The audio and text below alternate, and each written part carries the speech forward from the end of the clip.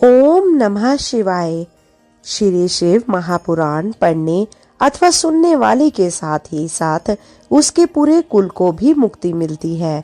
सच्चिदानंद प्रभु शिवजी जी के चरित्र सुनने, पढ़ने और कहने से भी संपूर्ण पाप नष्ट हो जाते हैं और दोनों लोकों में आनंद प्राप्त होता है। इस प्रस्तुति में संपूर्ण श्री शिव महापुराण आपके सामने प्रस्तुत की गई है। आप अपने कोई भी अन्य कार्य करते समय भी इसे सुन सकें, इसीलिए हमने इसको बहुत ही अच्छी क्वालिटी में बनाया है, जिससे सभी को आसानी से समझ में आ सके। प्रभु शिव के चरणों में हम सभी की भक्ति बढ़ती ही रहे। इसमें आपको शिव भक्ति का संपूर्ण ज्ञान अवश्य ही मिलेगा। जो भी व्यक्ति प्रभु शिव को हृदय में बसाकर इसे पढ़ेगा अथवा सुनेगा, उसके सभी दुख कष्ट काल शिव जी हर लेंगे। इसी कामना के साथ आइए शुरू करते हैं पहली कथा। ओम नमः शिवाय। शिव पुराण की कथा के अनुसार ब्रह्मा जी को समझ से समझने की कोशिश करते हैं कि शिव जी क्या है, उनका निर्गुण रूप कैसा है, उनका सगुण रूप कैसा है। होता ये है कि एक बार नारद जी ब्रह्मा जी से प्रश्न करते हैं कि हे पिता, मैं अब भी शिव जी की भक्ति से अनजान ही हूँ। वे सगुण और साथ ही निर्गुण रूप में भी किस प्रकार स्थित रहते हैं, वे आरंभ मध्य और अंत में भी किस प्रकार रहते हैं। आप उनके बारे में जो कुछ जानते हैं कृपया उन पर प्रकाश डालें, जिससे मुझे और आपको भी प्रसन्नता मिले। ये सुन ब्रह्मा जी प्रेम मग्न हो गए और उनकी आंखों से आंसू निकलने लगे। उन्हें तन मन स्त्री घर आदि किसी का भी कुछ भी ध्यान न रहा। कुछ देर बाद जब वह पुनः सचेत हुए, शिव शिव कहते तथा शिव जी का ध्यान करते हुए हंसकर बोले, हे नारद, तुम्हें बहुत धन्यवाद है। तुमने मेरे संपूर्ण कुल को मुक्त कर दिया है, क्योंकि तुम्हारे हृदय में भगवान सदाशिव की भक्ति उत्पन्न हुई है। हे पुत्र, मैं सर्वप्रथम अपनी बुद्धि के अनुसार शिव जी के निर्गुण चरित्र का वर्णन करूंगा। उसके बाद उनके सगुण महिमा को कहूंगा। तुम्हें यह जान लेना चाहिए कि जिस समय सृष्टि का कहीं चिन्ह भी नहीं था, उस समय भगवान सदाशिव ही निर्गुण रूप से सर्वव्याप्त सच्चिदानंद स्वरूप एकमात्र पार ब्रह्म थे। वे भगवान शिव ही सत्य एवं परमानंद रूप हैं। वे मन और वचन के स्वामी हैं और नाम रूप से हीन है। वे ना तो किसी के वशीभूत देखने में आते हैं और ना ही कोई उनका आदि अंत ही जानता है। वे किसी के वशीभूत ना होकर संपूर्ण सृष्टि के स्वामी बने हुए हैं। वे ही मनुष्यों के कर्मों के साक्षी हैं तथा सर्वव्यापक होते हुए भी सबसे भिन्न रहते हैं। हे नारद, योगी लोग उनका भजन करते हैं परंतु उनके आदि और अंत को नहीं जान पाते। वे निर्गुण स्वरूप वाले प्रभु बिना कान के ही सब कुछ सुन लेते हैं, बिना आंख के ही देख लेते हैं, बिना मुख के ही संपूर्ण पदार्थों का भोजन करते हैं, बिना जीवा के संपूर्ण विधा को पढ़ते हैं। जिन स्वामी की ऐसी विचित्र महिमा है, उनकी स्तुति भला किस प्रकार की जा सकती है। इन निर्गुण स्वरूप भगवान सदाशिव ने अपने मन में जब यह इच्छा की कि हम एक से अनेक हो जाएं, उस समय वह सगुण स्वरूप हो गए। वे कानों में कुंडल पहने हैं और सूर्य चंद्रमा और अग्नि समान 3 लाल नेत्रों को धारण किए हुए हैं। उनका प्रभात कालीन सूर्य के समान पहला मुख पूर्व दिशा और दूसरा मुख दक्षिण दिशा की ओर रहता है। उनके नीले कंठ में 3 लकीरें हैं। उस कंठ में विराजित हलाहल की श्यामता भक्तों के मन को यूं ही हर लेती है। वे अपने गले में मुंडों की माला धारण किए रहते हैं और हाथ में त्रिशूल लिए रखते हैं। दुनिया का आरंभ और अंत दोनों ही शिवजी द्वारा हुआ है। शिव पुराण के अनुसार जब शिवजी को एक से अनेक होने की इच्छा हुई, तब ही इस सृष्टि की रचना हुई। शिवजी जी ने सबसे पहले उनकी अर्धांगिनी जगत जननी माँ जगदम्बा अर्थात शक्ति को प्रकटा। ओम नमः शिवाय। कथा नंबर 2, जिसमें आप जानेंगे ब्रह्मा जी और विष्णु जी का जन्म। दुनिया का आरंभ और अंत दोनों ही शिव जी द्वारा हुआ है। शिव पुराण के अनुसार जब शिव जी को एक से अनेक होने की इच्छा हुई तब ही इस सृष्टि की रचना हुई। शिव जी ने सबसे पहले उनकी अर्धांगिनी जगत जननी माँ जगदम्बा अर्थात शक्ति को प्रकटा। उसके बाद उन्हीं भगवान सदाशिव ने ब्रह्मा विष्णु की उत्पत्ति की। महाशक्ति उमा को प्रकट करने के बाद उनके मन में आया कि कोई रचनात्मक कार्य किया जाए। तब उन्होंने भगवती उमा से कहा, हे प्रिय, हमें एक ऐसा मनुष्य उत्पन्न करना चाहिए जो सब विधाओं में पारंगत हो और जिनके ऊपर हम संपूर्ण संसार का भार छोड़ सकें। शिव जी के मुख से निकले हुए इन शब्दों को सुनकर भगवती जगदम्बा जी ने अपनी बाईं ओर देखा तो उनकी इच्छा से तुरंत ही एक मनुष्य की उत्पत्ति हुई। वह मनुष्य अत्यंत रूपवान, कलवान, बुद्धिमान और शीलवान था। उसका संपूर्ण शरीर श्याम वर्ण चंद्रमा जैसा था। उसका प्रति एक अंग सुडोल एवं परम सुंदर था। वह संपूर्ण विधाओं का निधान, महाप्रतापी, सिद्ध रूप तथा पवित्र था। वह उत्पन्न होते ही भगवान सदाशिव और भगवती उमा के सम्मुख हाथ जोड़कर खड़ा हो गया। उस सुंदर मनुष्य को देख उमा सहित शिव जी प्रसन्न हुए। वह भी इन दोनों को देखकर बहुत हर्षित हुआ। फिर उसने हाथ जोड़कर दोनों की स्तुति की और प्रशंसा करते हुए प्रार्थना की, हे पिता एवं हे मातेश्वरी, आप मेरा नाम रखकर मेरे योग्य जो कार्य हो उसे बतलाइए। यह सुनकर शिव जी बोले, तुम्हारा नाम विष्णु होगा। संपूर्ण सृष्टि में तुम्हारे समान तेजस्वी अर्थात प्रतापी अन्य कोई भी प्राणी प्रकट न होगा। तुम्हारा यश संपूर्ण संसार में निरंतर फैला रहेगा। संसारी मनुष्य तुम्हें हरि, चतुर्भुज, भगवान, अच्युत आदि नामों से पुकारेंगे। तुम भक्तों के मनोरथ पूर्ण करने के लिए उत्पन्न किए गए हो। अब तुम्हें यह उचित है कि तुम तपस्या करो, जिससे तुम्हें और अधिक तेज और सामर्थ्य की प्राप्ति हो। इतना कहकर भगवान सदाशिव ने विष्णु को योग विद्या का उपदेश दिया। तब विष्णु एक स्थान पर बैठकर तपस्या करने में संलग्न हो गए। वे दिव्य सहस्त्र वर्ष तक एक ही आसन पर बैठ योग साधना द्वारा भगवान सदाशिव का ध्यान करते रहे। परंतु जब उन्हें तपस्या का कुछ भी फल प्राप्त नहीं हुआ तो उनके हृदय में अत्यंत शोक हुआ। उसी समय जिस प्रकार वर्षा में बादल गरजते हैं, ठीक उसी प्रकार से ये आकाशवाणी हुई, हे विष्णु, तुम मन लगाकर फिर से तप करो, क्योंकि हम सुगमता से किसी को नहीं दिखाई देते। उस आकाशवाणी को सुनकर उन्होंने पुनः अत्यंत कठिन तप करना आरंभ कर दिया, जिससे उनके पवित्र शरीर से इतना पसीना निकला कि एक नदी बह चली। उस अवस्था में बैठे हुए जब विष्णु मूर्छित हो गए तब उनका नाम तीनों लोकों में शहर नारायण प्रसिद्ध हुआ। वे इस प्रकार मूर्छित हुए जैसे कोई निद्रा में शयन कर रहा हो। उसी दशा में भगवान सदाशिव की इच्छा से उन विष्णु की नाभि से एक कमल की उत्पत्ति हुई। उस कमल में बहुत सी पंखुड़ियां थी। वह देखने में बहुत ऊंचा, मनोहर तथा लंबा था। इसके पश्चात शिव जी ने ब्रह्मा जी को अपनी दाहिनी भुजा से उत्पन्न किया और उसी कमल में बैठा दिया। उनका रंग लाल था। उनके 4 मस्तक थे, चारों दिशाओं में खुले थे। उनके सभी अंग विष्णु के समान ही थे। वह भी अत्यंत तेजस्वी तथा सामर्थ्यवान थे।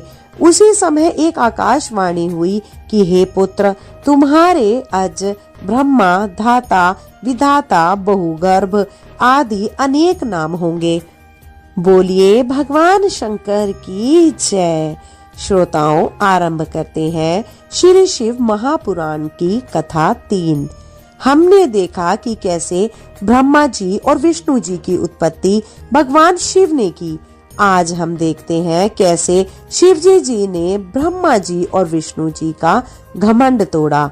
भगवान सदाशिव की माया तीनों भुवनों को घेरे हुए है। वे जो चाहते हैं वही होता है। विष्णु जी की नाभि से जो कमल का पुष्प निकला, उस पर शिव जी ने ब्रह्मा जी को उत्पन्न कर बैठा दिया। परंतु ब्रह्मा नहीं जानते थे कि उन्हें किसने उत्पन्न किया है, उनका पिता कौन है। तब उन्होंने सोचा कि जिनके मूल से यह कमल का पुष्प उत्पन्न हुआ है, वही मेरा पिता होगा। ऐसा सोचकर उस कमल की जड़ को जन्म देने वाले अपने पिता का नाम लगाने के लिए ब्रह्मा उस कमल की डंडी के मार्ग से उस जल के भीतर जा पहुँचे। ब्रह्मा उस कमल नाल के सहारे सैकड़ों कोसों तक पानी के भीतर चले गए, परंतु उन्हें उनके उद्गम स्थान का कोई भी पता नहीं चल सका। तब वो निरंतर 100 वर्षों तक प्रयत्न करने के बाद निराश हो जाने के शोक से व्याकुल होकर उस स्थान पर पुनः लौट आए जहां से नीचे की ओर चले थे। जब वे पुनः वापस आए तो यह देखकर उनके आश्चर्य की सीमा नहीं रही। वहां वह कमल पुष्प कहीं भी दिखाई नहीं देता था जिस पर वे पहले बैठे थे। इस अद्भुत दृश्य को देख उन्हें अत्यंत चिंता हुई। तब उन्होंने इस संपूर्ण सृष्टि के स्वामी से अपनी रक्षा करने की प्रार्थना की। उस समय उन्हें चिंता युक्त देखकर आकाशवाणी हुई, जिनके द्वारा 2 अक्षर प्रकट हुए। उन अक्षरों के सहारे 16 और 21 अक्षरों का और ज्ञान हुआ, जिनसे वो बहुत सी बातों को जान सके। ठीक उसी समय भगवान सदाशिव की इच्छा से उस जल में अचेत होकर पड़े हुए विष्णु सचेत होकर ब्रह्मा जी के समीप आए। इस बात से कोई संदेह नहीं करना चाहिए कि जो भगवान शिव चाहते हैं वही होता है। विष्णु जी को देख ब्रह्मा जी ने उनसे पूछा, आप कौन हैं? विष्णु जी ने उत्तर दिया, हे ब्रह्मा, हम अलख निरंजन हरि हैं। हम तुम्हारे पिता हैं। हमारे ही नाभि कमल द्वारा तुम्हारी उत्पत्ति हुई है। अब तुम निर्भय हो जाओ, क्योंकि हम तुम्हारे रक्षक हैं। हमारे ऊपर हमारे समान अथवा हमसे उत्तम अन्य कोई नहीं। हम ही सबके स्वामी हैं। विष्णु जी ने यह बात अज्ञान अवस्था में ही कही थी कि हम ही उत्तम हैं और हम ही सबके स्वामी हैं, क्योंकि उस समय वे शिव जी की माया से अचेत थे। भला इस संसार में ऐसा कौन है जिसे शिव जी की माया बुलावे में नहीं देती। विष्णु जी के मुख से यह वचन सुनकर ब्रह्मा को अत्यंत क्रोध आया। तब उन्होंने कहा, तुम ऐसी बातें ना करो और केवल्य भाव का निश्चय रखो। यदि तुम हमें उत्पन्न करने वाले हो तो वेद हमें ब्रह्मा, पितामह, विधाता आदि नामों से नहीं पुकारते। हम स्वयं ही तीनों गुणों को धारण करके संपूर्ण सृष्टि को उत्पन्न करने वाले हैं। अतः तुम्हें हमारे प्रति ऐसे शब्द नहीं कहने चाहिए। यह बात सुन विष्णु बोले, हे ब्रह्मा, तुम अज्ञानता में मत पड़ो। इस सृष्टि को उत्पन्न करने वाले हम ही हैं। हम ही सब जीवों को उत्पन्न करके उनका पालन करते हैं और प्रलय कार में सबको नष्ट करते हैं। हमारी माया के वशीभूत होकर सब अपना ज्ञान भुला बैठे हैं, इसीलिए तुम भी ऐसा कह रहे हो। इसमें तुम्हारा दोष नहीं है। हम ही ने वेदों को बनाया और तुम्हें नाभि कमल द्वारा उत्पन्न किया। हमसे अधिक श्रेष्ठ अन्य कोई नहीं। यदि तुम हमारा पूजन करोगे तो वह शुभ होगा, अन्यथा हम तुम्हें अपनी शक्ति या माया द्वारा नष्ट कर देंगे। विष्णु जी के ऐसे अहंकार पूर्ण शब्द सुनकर ब्रह्मा जी के हृदय में भी क्रोध उत्पन्न हो गया और वो विष्णु जी के शत्रु बन गए और उनसे कहने लगे, हे विष्णु, जिस प्रकार गुरु अपने शिष्य को झिड़क कर बुलाता है, उसी प्रकार तुम हमें उपदेश क्यों दे रहे हो? इस प्रकार विष्णु जी और ब्रह्मा जी आपस में युद्ध करने लगे। शिव जी की माया से मोहित होकर उन दोनों ने बहुत समय तक खूब युद्ध किया, क्योंकि वह दोनों ही खुद को ही सृष्टि का स्वामी समझते थे। उस समय उन दोनों को परस्पर लड़ता देख प्रलयकालीन प्रज्वलित शिव जी अचानक ही उस स्थान पर प्रकट हो गए। उनके उस परम तेजस्वी स्वरूप को देख उन दोनों ने युद्ध बंद कर दिया। उस समय विष्णु जी ने अत्यंत भयभीत हो ब्रह्मा जी से कहा कि हे ब्रह्मा, यह तेज कहाँ से आ पहुँचा? अब हम दोनों को उचित है कि हम इस तेज के आदि और अंत को देख आए। हम दोनों में से जो भी इसके आदि और अंत को देख लेगा वही इस सृष्टि का स्वामी और सबसे बड़ा माना जाएगा। हमें तो यह तेज आदि और अंत से रहित जान पड़ता है। अच्छा, तुम इस तेज के ऊपर की ओर जाओ और हम नीचे की ओर जाते हैं। यह बात ब्रह्मा जी ने मान ली। तब वे दोनों अहंकारी उस तेज का आदि अंत जानने के लिए एक दूसरे से भिन्न दिशाओं में चल दिए। जो कार्य अहंकार की अवस्था में किया जाता है वह कभी पूर्ण नहीं होता और उसका फल भी अच्छा नहीं मिलता।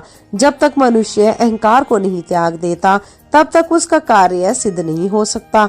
ब्रह्मा जी और विष्णु जी के इस चरित्र को जो मनुष्य प्रातः काल हाथ पांव धोकर ध्यान में लाता है उसे इस लोक में सुख, आरोग्य तथा परलोक में श्रेष्ठ गति की प्राप्ति होती है। विष्णु जी और ब्रह्मा जी दिव्य सहस्त्र वर्ष तक उस दिव्य ज्योति के आदि और अंत को ढूंढते रहे, परंतु किसी को भी उसका कुछ नहीं पता चला। अस्तु, वह दोनों निराश होकर अपने स्थान को लौट पड़े।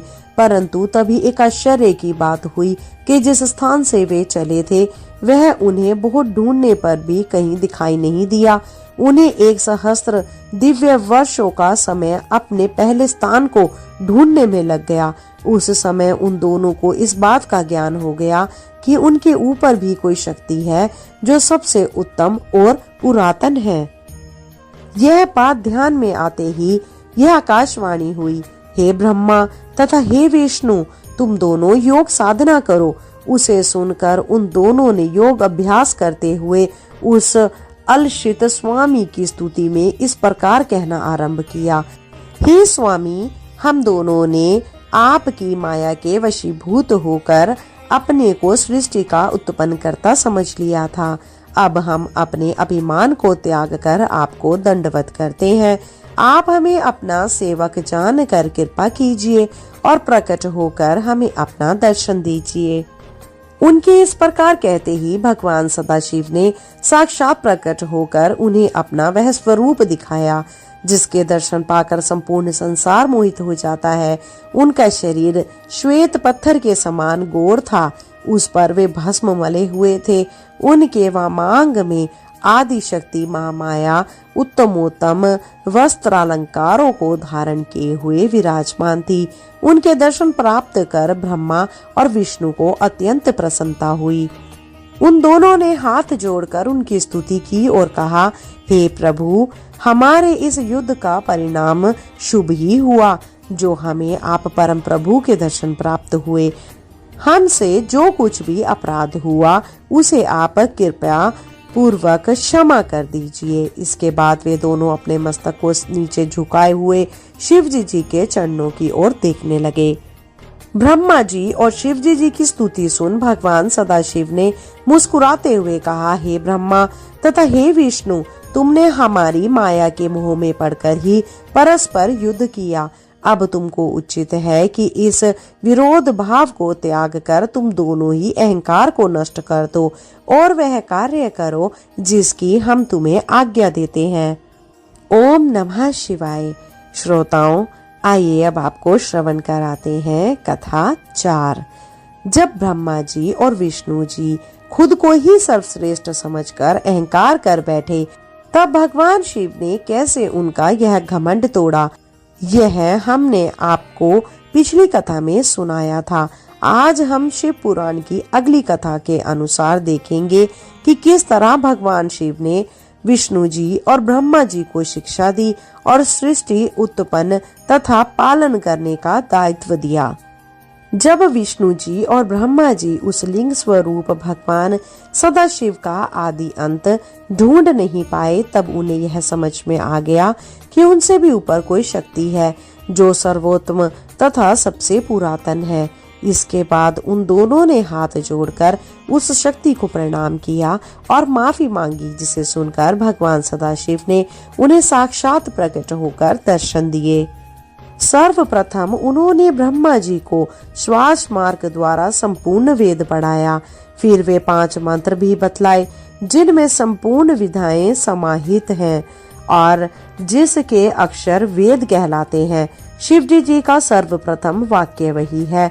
इसके पश्चात उन्होंने 24 अक्षरों से युक्त वेदों की माता गायत्री का उपदेश दिया और फिर महामृत्युंजय मंत्र की शिक्षा देने के उपरांत चिंतामणि मंत्र को सिखाया, जो मनुष्य और देवताओं को भी महान सुख देता है।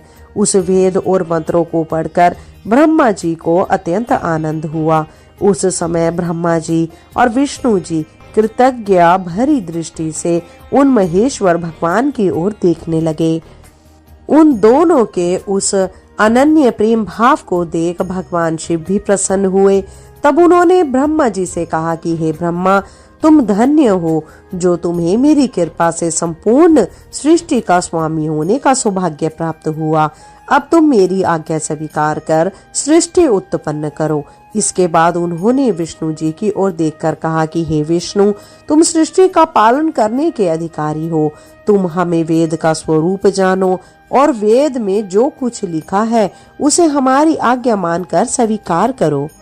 भगवान शिव की आज्ञा सुनकर ब्रह्मा जी और विष्णु जी ने उनसे प्रार्थना करते हुए कहा, हे प्रभु, हमें आपकी आज्ञा स्वीकार है, परंतु हम यह जानना चाहते हैं कि आप स्वयं भी कोई अवतार ग्रहण कर हमारी सहायता करते रहें। तीनों लोकों का पालन करने के पश्चात अंत अर्थात प्रलय का अधिकार आप अपने पास रखें। हमारा यही मनोरथ है।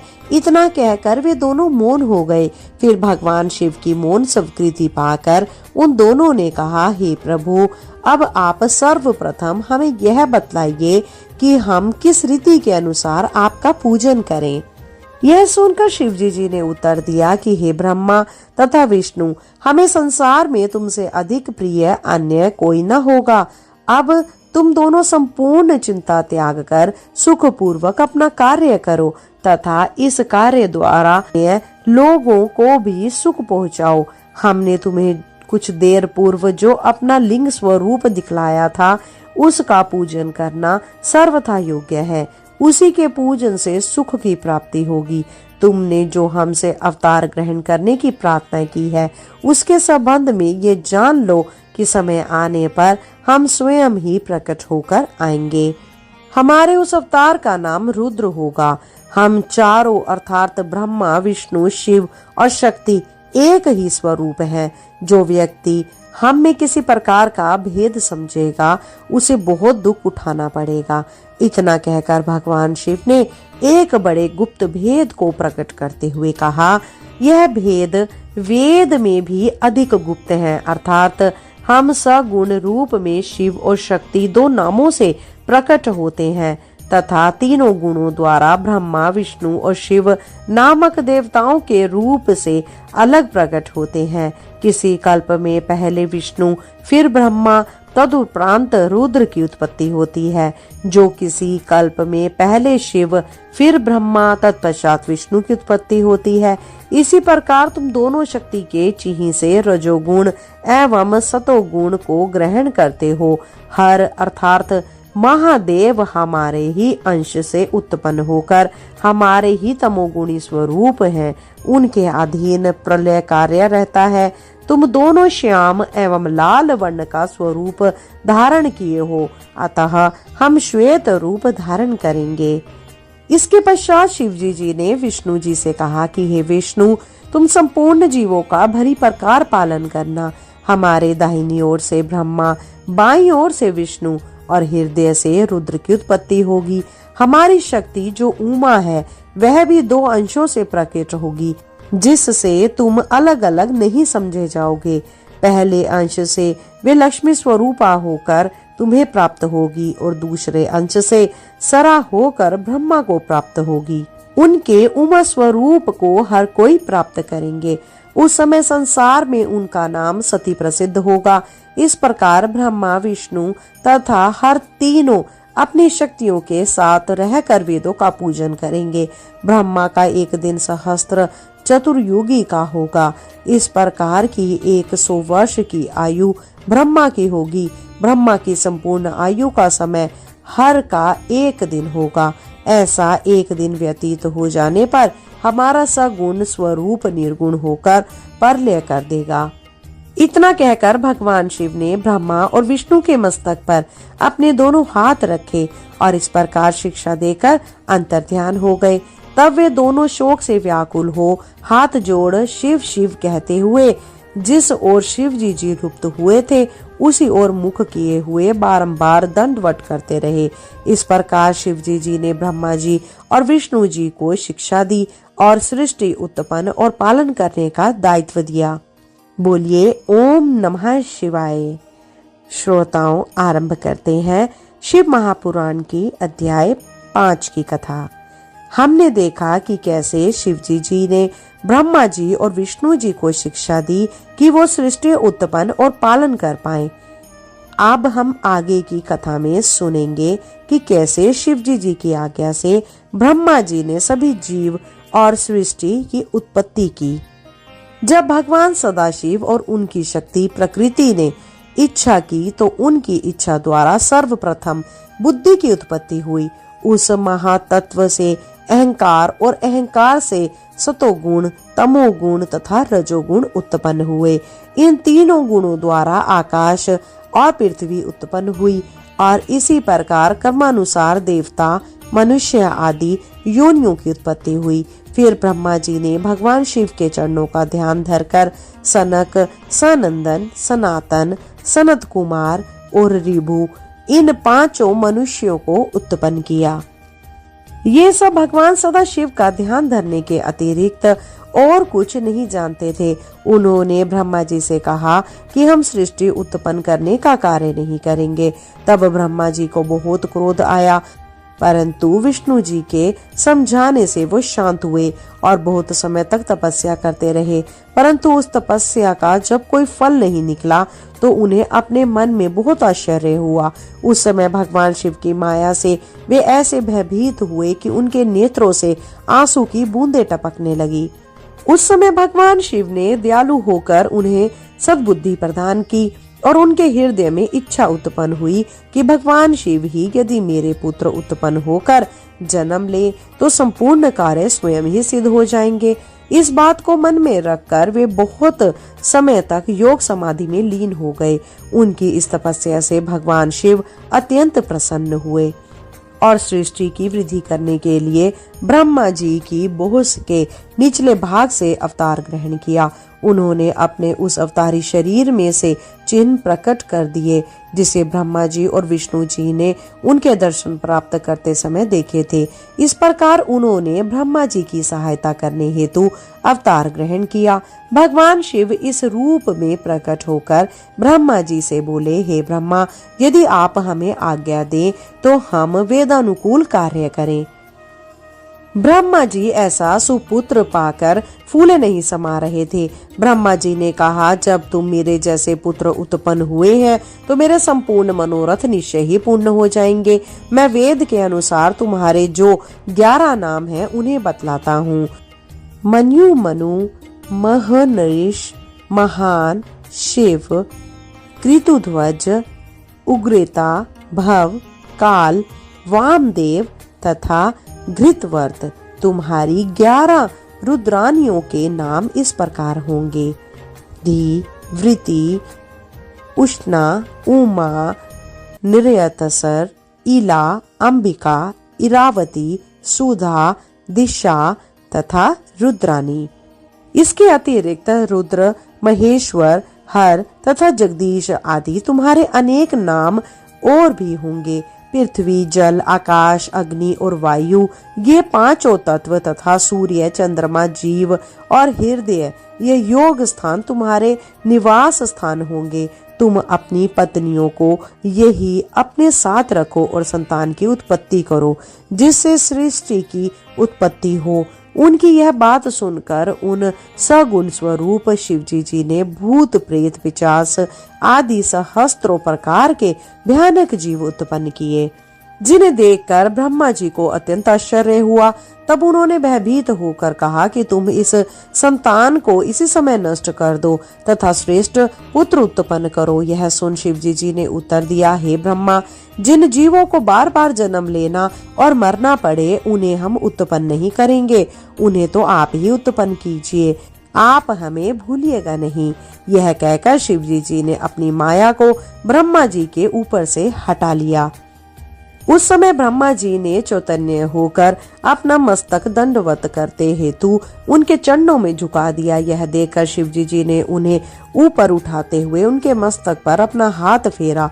उस समय सनकादिक भी आकर शिवजी जी के चरणों में गिर पड़े और उन्हें दंडवत करते हुए स्तुति करने लगे। भगवान सदाशिव ने दयालु होकर उन्हें उत्तम बुद्धि प्रदान की। तदुपरांत शिवजी जी ब्रह्मा जी के ललाट के मार्ग से गुप्त होकर अपने लोक को चले गए। शिवजी जी की आज्ञा पाकर ब्रह्मा जी ने सर्वप्रथम पृथ्वी, आकाश आदि पंच तत्व, पर्वत, मूल एवं कला आदि उत्पन्न किया। तदुपरांत अपनी इच्छा से विरचि, अग्निरस, शातातप, भृगु, पुलस्त्य, पुलह एवं विशिष्ट इन सप्त ऋषियों को जन्म दिया। फिर उन्होंने अपने प्रत्येक अंग से नारद, दश, कंदर्म आदि 10 पुत्रों को उत्पन्न किया। फिर स्तन से मनुष्य, पीठ से पाप और अन्य अंगों से प्रीति, तृष्णा आदि को प्रकट किया। तदुपरांत कर्मानुसारक नक्षत्र, दिशा, दिक्पाल, चंद्रमा आदि को उत्पन्न किया। परंतु अपने द्वारा उत्पन्न उस तामसी सृष्टि को देखकर ब्रह्मा जी को अत्यंत चिंता हुई। रात्रि के कारण अब उन्हें भूख लगी। वे राक्षस यशादि को खाने के लिए दौड़े। उस समय अपने शरीर को भयानक बनाकर उन्होंने काल को उत्पन्न किया। इसके उपरांत उन्होंने उस शरीर को त्याग कर स्त्री का शरीर धारण किया। उस समय उनके उस रूप को देखकर सब ऋषि मुनि आसक्त होकर उन्हें पकड़ने के लिए दौड़ पड़े। तब उन्होंने उस शरीर को बदलकर दूसरा शरीर धारण किया और अपने घुटनों द्वारा असुरों की उत्पत्ति की। ऋषि मुनि उस समय उन्हें नहीं पहचान सके और काम के वशीभूत निर्लज बनकर उनके पास दौड़े चले आए। उनके भय से भयभीत हो ब्रह्मा जी ने भगवान शिव जी से प्रार्थना की और कहा कि हे प्रभु, आप इन दुष्टों को शीघ्र ही नष्ट कर डालें। उनकी प्रार्थना सुनकर शिवजी जी ने अप्रकट रूप से आज्ञा दी कि तुम अपने इस शरीर को बदल डालो। जिस समय उन्होंने अपने शरीर को बदला वो समय सायंकाल कहलाया। उसमें संपूर्ण असुर अचेत होकर गिर पड़े। तदुपरांत ब्रह्मा जी ने मनुष्यों की सृष्टि की।